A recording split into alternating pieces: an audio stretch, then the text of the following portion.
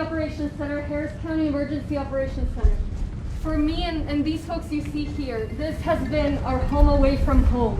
Over fires, floods, COVID, and now this winter weather event. These folks are the tip of the spear when it comes to fighting for our community. They have been sleeping on the floor, stairwells, with their families without power or water, not being able to reach them. They were here every day and night last week. They've worked tirelessly for a year.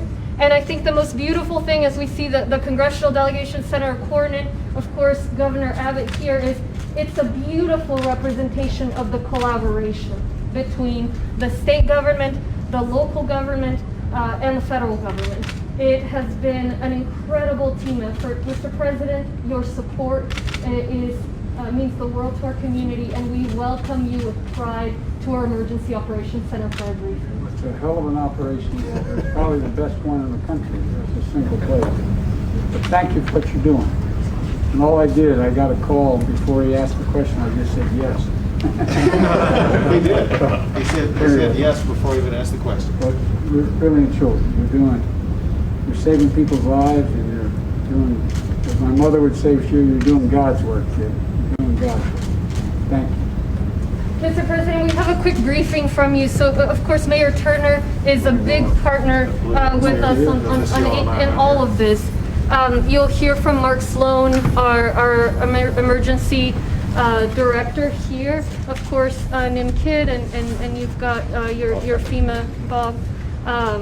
So they'll just run you through some of the numbers that we've faced recently. Mr. Mayor, anything? Thanks for the passport to come out of town, Mr. Mayor. Thank you, Mr. President, Governor.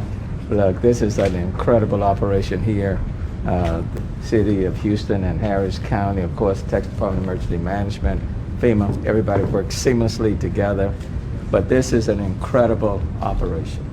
And I'm going to segue to Mark, because Mark has just done a fantastic job. Thank you, Mayor. Chief Kidd, you want me to go? Yeah, show your local, we'll do state then feds. Not a problem. Appreciate the partnership. Mr. President, it's an honor to have the opportunity to speak to you today. During this crisis, as you know, Harris County is quite unique as the third largest county in the United States with approximately 5 million residents that reside here. And during the height of this storm, we had over 1.5 million people without power. And without power meant that there was no heat. And that crisis created a new problem for us because we lost water supply. Without power, the water lines froze, and we had approximately 3.5 million residents without water. And we went to boil water notices. We lost 10,400 individuals have reported their homes had broken pipes, and they're still working on that today. We still have multiple water utility districts that are still repairing their systems today, and 57,000 residents still have to boil their water. But we've been able to work with our FEMA partners in the state to receive water and meals ready to eat. We've distributed approximately 450,000 bottles of water, gave out 33,000 meals to the residents of Harris County. The judge is calm in time of crisis. She leads us in every one of our briefings each and every day at 7 a.m. at 1900, just to make sure that, as she mentioned, we sleep here, so does she. She's in the heart of the battle with us, and we appreciate that. All of our first responders, including our center point representatives, our catastrophic medical operations group that worked with every single hospital to make sure that they could at least sustain themselves during this crisis. But we operate on 3 C's: communication, coordination, and cooperation, and without that, we fail. And I want to turn it back to Chief Kidd, because without the relationships we have with our jurisdictions, state and feds, we would not be successful. Thank you. Thank you, Mark. Mr. President, Governor, we say in the world that we live in, all disasters are local. Everything starts and ends at the local level. So our support of the City of Houston and Harris County, along with our other 253 counties and 1,215 cities, has been paramount as the governor has directed us all available resources all the time. In addition to the water delivered here, we have literally delivered almost 12 million bottles of water. We continue to push the resources out, and we've got to keep doing that. We talk with our partners at the Red Cross. They're talking to us now about the boomerang effect. And so I think a picture is worth 1,000 words. Again, very grateful for the partnership with Acting Administrator Well, gave Fenton. me that picture. Boss preempted you on the pictures? Yes, sir. No, but it's important. Go ahead, go through it. Yes, sir. So the pink colored counties are the ones that are declared for individual assistance. The rest of them have category B. Again, very grateful for that. But when you compare the days of sub-freezing temperatures here, up to 7 days of Yep. sub-freezing temperatures, we have a lot of families and businesses and importantly schools that have not yet been able to submit their damage assessments to us. And so while we see our boil water notices are still across a lot of our state in declared and undeclared counties, what we know is that means the water comes up out of the ground, it gets into the treatment center, and it gets into the distribution line. We still don't have a count from the meter to the kitchen sink of how many homes have been damaged and destroyed with broken pipes.